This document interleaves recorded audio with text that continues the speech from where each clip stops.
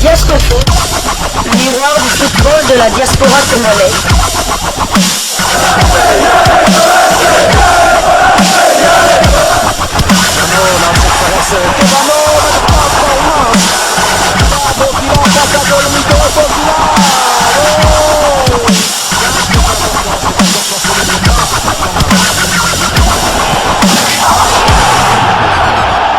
Diascofoot, le miroir du football de la diaspora congolaise. Vous êtes sur Diascofoot, le miroir du football de la diaspora congolaise. Diascofoot vous dit bonjour, tout le plaisir est pour nous de vous retrouver, mais surtout de savoir que vous êtes nombreux en train de suivre votre chaîne YouTube dédiée uniquement aux footballeurs de la diaspora congolaise. Time is up, c'est l'heure de partager avec vous quelques news que nous avons pu récolter pour vous. Des news concernant certains de nos internationaux ou des binationaux qui se sont illustrés avec leurs clubs respectifs. Et pour le numéro d'aujourd'hui, nous allons le débuter du côté de la Belgique. La Belgique où l'on jouait la dernière journée des barrages de la deuxième division belge. Et Dieu merci, Mbokani a encore frappé. Il est sur les nuages, l'international congolais. Dieu merci, Mbokani enchaîne des prestations de haute facture. Le samedi 13 mai, l'attaquant congolais a été le chef de file de la victoire de son club qui a renversé le club de Bruges U23. Score final 4 buts à 1. Dieu merci, Mbokani et ses coéquipiers ont loupé leur première période. Talbi donnait l'avantage aux Brugeois à quelques minutes de la pause. 4 minutes après la reprise auront suffi à Dieu merci, Mbokani pour remettre Beveren dans la partie. Ensuite, Thermobari pour le 2-1 et Kevin Ogas pour le but du break. Dans les dernières minutes du match, l'ancien joueur d'Antwerp et sa bande crucifier leur adversaire avec une quatrième réalisation. Les statistiques de Dieu merci Mbokani lors de ces 6 derniers matchs sont tout simplement impressionnantes. Il s'agit de 6 buts inscrits et 2 passes décisives délivrées. Titulaire, Dieu merci Mbokani a disputé l'intégralité de cette rencontre. Il s'agissait de sa 8e titularisation consécutive. Quant à Beveren, cette équipe occupe la 2e place des barrages et malheureusement restera en 2e division belge. Beveren termine donc le championnat belge de 2e division avec 8 victoires, un match nul et une défaite. 24 buts ont été inscrits contre 9 encaissés. Il reste à 1 point du leader, le RWDM. Dieu merci Mbokani a porté à 1936 minutes son temps de jeu sur les 2252 minutes possibles. Il a participé à 24 des 25 matchs de son club avec à la clé 16 buts inscrits et 6 passes décisives délivrées. Quittons la Belgique, mais nous n'allons pas très loin. Nous allons du côté de l'Hexagone en France voisine, où l'on jouait la 35e journée de la Ligue 2 française. Le gardien international congolais Lionel Passinzao et son club de Rodez ont été accrochés. Opposés au Paris FC, Rodez s'en sort avec un nul. Score final 0 but partout. Un nul qui leur permet de maintenir 4 points d'avance sur la zone de relégation à 3 journées de la fin du championnat. Lionel Passinzao était bien évidemment titulaire dans les buts ruténois et il a disputé l'intégralité de cette rencontre pour sa 8e fois consécutive. Voici par ailleurs ses statistiques sur les 8 derniers matchs. Il a eu à réaliser 4 clean sheets. C'est pas rien, bravo à lui. Lionel Passinzao a fait une très belle prestation, encore une fois. De plus, Rodez après ce nul est 13e de Ligue 2 avec 10 victoires, 12 nuls et 13 défaites. 35 buts ont été inscrits contre 40 encaissé. Quant au gardien international congolais, celui-là même qui sera probablement titularisé par Sébastien Desabre, il l'a porté à 2160 minutes. Son temps de jeu sur les 3690 minutes possibles. Il a participé à 24 des 41 matchs avec son club. Prochain rendez-vous pour Lionel Passinzao et Rodez, ce sera pour le compte de la 36e journée de ce même championnat, le déplacement sur le terrain de Grenoble le vendredi 19 mai 2023 sous les coups de 18h heure de Kinshasa. Nous restons en Ligue 2, toujours pour le compte de cette 35e journée. Vital Timba et Bordeaux ont également été accrochés. Match nul frustrant pour les Girondins de Bordeaux qui ont été contraints au partage sur la pelouse de Kevili et Rouen. Score final 0 but partout. Les Bordelais ont beaucoup tenté sans parvenir à trouver la faille. Titulaire, l'international congolais Vital Ntimba a disputé l'intégralité de cette rencontre pour sa 3e fois consécutive. Il s'agissait de sa 18e titularisation consécutive. Voici par ailleurs ses statistiques pendant cette rencontre. 4 dribbles réussis sur les 8 tentés. Pourcentage des passes réussies lors des 30 derniers mètres, c'est 85. 3 centres réussis sur les 8 tentés. Au total, 0 passe décisive, 4 occasions ont tenté. Bordeaux, après ce nul, est toujours 2e de la Ligue 2 avec 19 victoires, 9 nuls et 7 défaites. 48 buts ont été inscrits contre 26 encaissés. Vital Ntimba a porté à 2611 minutes son temps de jeu sur les 2790 minutes possibles. L'international congolais a participé à 30 des 31 matchs avec son club, avec à la clé un but inscrit et 6 passes décisives délivrées. Assurés de conserver leur 2e place à l'issue de cette 35e journée, les Girondins de Bordeaux n'a désormais plus droit à l'erreur. Et Vital Ntimba n'est pas resté mieux après ce match nul décevant. S'est exprimé sur sa page Facebook officielle dessus de ne pas avoir arraché la victoire. Encore 3 finales à jouer. On va continuer à bosser. Prochain rendez-vous pour Bordeaux, justement, ce sera pour le compte de la 36e journée, la réception de Laval le samedi 20 mai 2023 sous le coup de 14h heure de Kinshasa. Très clairement pour Bordeaux, l'objectif c'est de retrouver la Ligue 1 et Vital Ntimba a hâte de retrouver le championnat d'élite en France. Nous restons toujours en Ligue 2, toujours pour le compte de cette 35e journée. Sochaux qui recevait Guingamp a été battu à domicile sur le score de 0 but contre 1. Aldo Kaloulou, titulaire du côté de Sochaux, a disputé l'intégralité de cette rencontre pour sa 5e fois consécutive. À noter qu'il s'agissait de sa 8e titularisation consécutive. C'est la 5e défaite consécutive pour Sochaux-Montbéliard. Plus rien ne va pour cette équipe qui est 6e de Ligue 2 avec 15 victoires, 7 nuls et 13 défaites. 52 buts ont été inscrits contre 35 encaissés. Quant à l'international congolais Aldo Kaloulou, il a porté à 2294 minutes son temps de jeu sur les 3330 minutes possibles.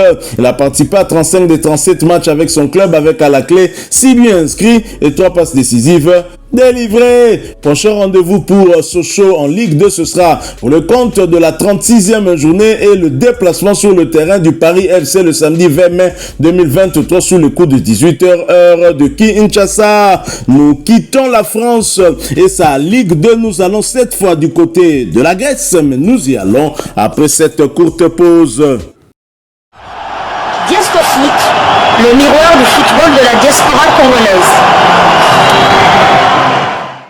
En Grèce, on jouait la dernière journée des barrages de la Super League, championnat grec de première division. L'international congolais Cédric Bakambu et son club remportent le derby. Après avoir gagné le derby dans la semaine face au Panathinaikos 1-0, l'Olympiakos a récidivé en battant le PAOK cette fois-ci sur le même score, 0 but contre 1. Ce match marque la fin du championnat grec qui voit Cédric Bakambu et ses coéquipiers terminer la saison à la 3e place avec 73 points. Cédric Bakambu était bien évidemment titularisé, mais il n'a pas disputé l'intégralité de cette rencontre puisqu'il a été remplacé à la 71e minute.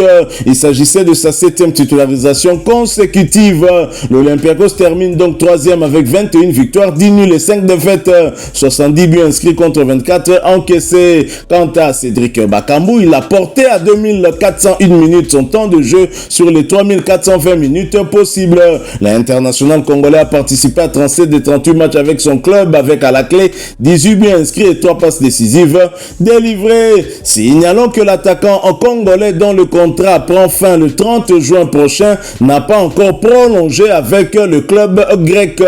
Nous quittons la Grèce, mais nous n'allons pas très loin puisque nous allons du côté de Chypre. En Chypre, on jouait l'avant-dernière journée des barrages du groupe A de la première division du championnat. Paphos qui recevait PSV Omonia a été battu à domicile sur le score de 0 but contre 1. Jordan Ikoko était titulaire. Il a d'ailleurs disputé l'intégralité de cette rencontre. Il s'agissait de sa 7e titularisation consécutive. Au terme de cette défaite à domicile, Paphos est 4e du groupe A des barrages de première division chypriote avec 16 victoires, 11 nuls et 7 défaites. 57 buts ont été inscrits contre 28 encaissés. Jordan Ikoko, quant à lui, porté à 2979 minutes son temps de jeu sur les 3600 minutes possibles.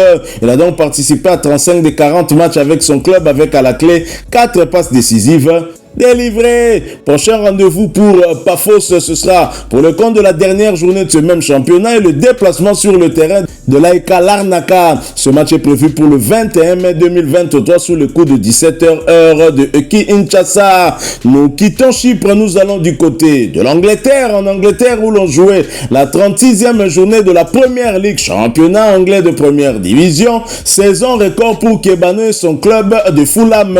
En déplacement sur le terrain de Southampton, Fulham a décroché sa 15e victoire de la saison en l'emportant sur le score de 0 but contre 2. Il s'agit du plus grand total de son histoire en première ligue.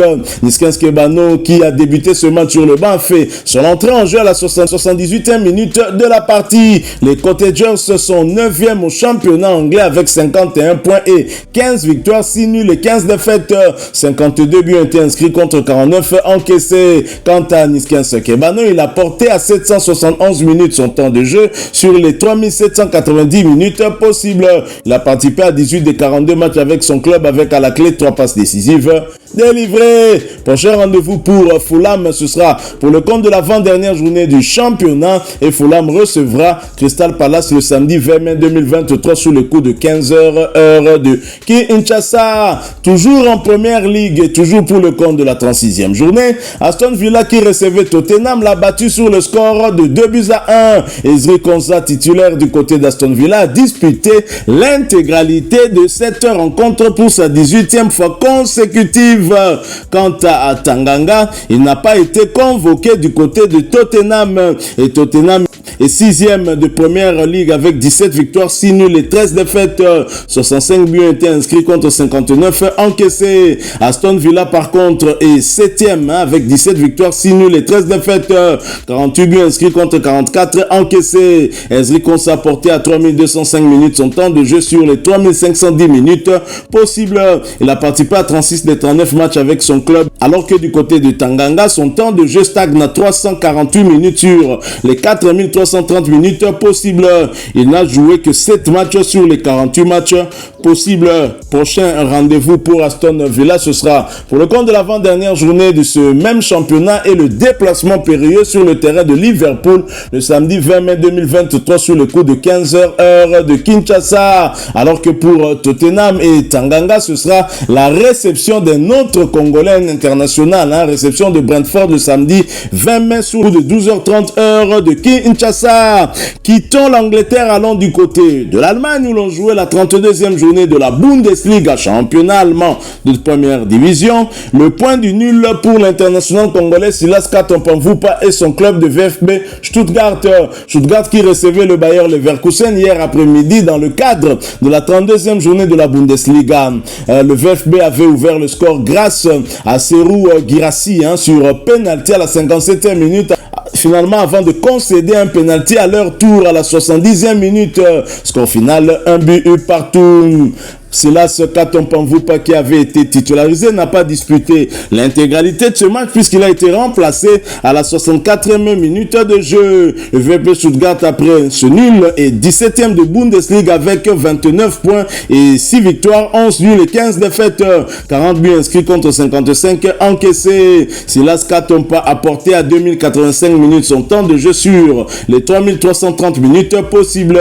Il a participé à 31 des 37 matchs avec son club avec à la clé 6 buts inscrits et 2 passes décisives délivrées. Prochain rendez-vous pour Silas Katompanvupa et Stuttgart, ce sera pour le compte de l'avant-dernière journée de la Bundesliga et le déplacement sur le terrain de Mayence 05.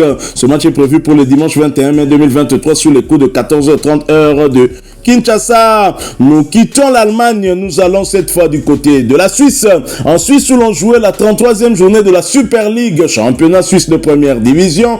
Elia Meshak et les Young Boys de Berne prennent un point face à Zurich de Jonathan Okita. Les Young Boys de Berne ont été accrochés par le FC Zurich hier après-midi. Score final, 1 but partout. Titulaire, Elia Meshak a disputé l'intégralité de cette rencontre avec les récents champions de Suisse. De l'autre côté, Jonathan Okita avait débuté sur le banc, mais il a fait son apparition sur la pelouse à la 73e minute. Young Boys de Berne est déjà sacré champion de la Super League suisse, occupe donc la première place avec 19 victoires, 11 nuls et 3 défaites, 78 buts inscrits contre 27 encaissés. Young Boys de Berne est d'ailleurs la meilleure défense ainsi que la meilleure attaque du championnat. Quant au FC Zurich, il occupe la 8e place du championnat avec 8 victoires, 14 nuls et 11 défaites, 35 buts inscrits contre 51 encaissés. Et Elia Meshak a profité de ces quelques minutes pour porter à 2374 minutes son temps de jeu sur les 4060 minutes possibles.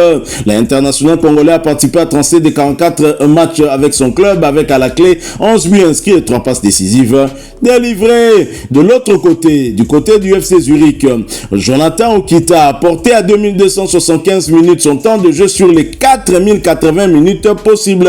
L'international congolais a participé à 38 des 45 matchs avec son club, avec à la clé 8 buts inscrits et 3 passes décisives délivré. Prochain rendez-vous pour Elia Meshak et Young Boys de Berne, ce sera pour le compte de la 34e journée de ce même championnat, le déplacement sur le terrain de Sion le dimanche 21 mai 2023 sous le coup de 13h15 heure de Kinshasa, alors que pour le FC Zurich, ce sera pour le compte de cette 34e journée, mais la réception de Grasshopper de Zurich le dimanche 21 mai 2023 sous le coup de 15h30 heure de Kinshasa. Nous restons toujours en Super League suisse, toujours pour le compte de la 33e journée. Saint-Gall qui recevait le FC Bâle l'a battu sur le score de 6 buts à 1. Shadrack Akolo n'a pas fait son entrée en jeu, il est donc resté sur le banc. Son équipe, après cette belle victoire, est 7e de Super League avec 10 victoires, 10 nuls et 13 défaites, 59 buts inscrits contre 49 encaissés. Shadrack Akolo voit son temps de jeu stagner à 1631 minutes sur les 3330 minutes possibles. L'international congolais a participé à 33 des 37 matchs avec son club, avec à la clé 10 buts inscrits et 4 passes décisives délivré. Prochain rendez-vous pour le FC Saint-Gall et Akolo, ce sera pour le compte de la 34e journée, le déplacement sur le terrain de Lucerne le samedi 20 mai 2023 sous le coup de 19h30 heure de Kinshasa. Quittons la Suisse, allons cette fois du côté des Pays-Bas, mais nous y allons après cette courte pause. Diasco Foot, le miroir du football de la diaspora congolaise. Aux Pays-Bas, l'international congolais Jérémy Bokila était buteur. Monté à la 70e minute, Jérémy Bokila a inscrit le 3e but de la rencontre face au Young Utrecht.